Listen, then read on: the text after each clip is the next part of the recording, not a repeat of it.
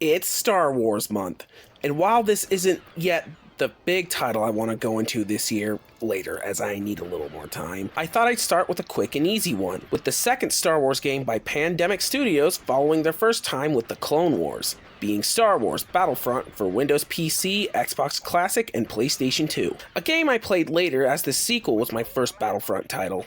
Anyway, how does this shooter fare? Let's find out. Unlike most Star Wars titles, Battlefront doesn't hold a storyline of its own per se. Rather, it's a scattered set of missions set during the released films of the time: The Phantom Menace, Attack of the Clones, A New Hope, Empire Strikes Back, and Return of the Jedi.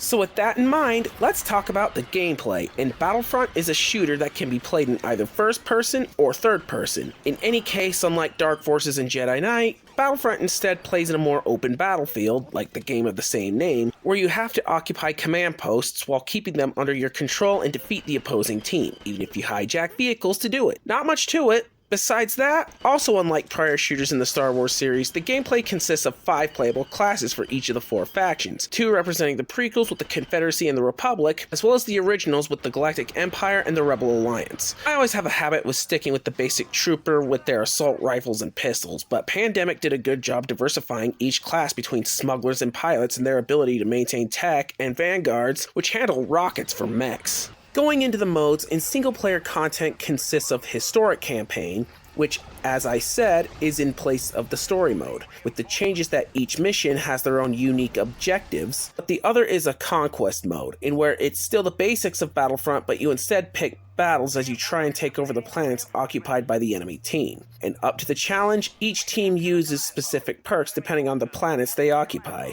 But where Battlefront shines is the multiplayer.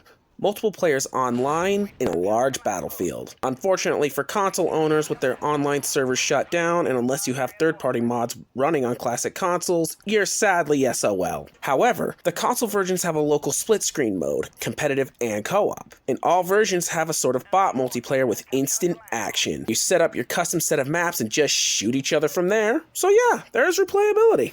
Onto the visuals, and I'll admit the character models show their age a bit. However, I understand why they look like they do even on higher-end systems of the time, which is the Xbox and certain PC hardware, because of how they try to emulate a big battle for its time. However, a lot of the environmental visuals, even with some flaws on Kashyyyk, the Wookiee homeworld with grass struggling to stick to the ground, look pretty okay. Very much in line with the movies at the time. Hell, the Xbox version in particular winning it with better shadows and textures.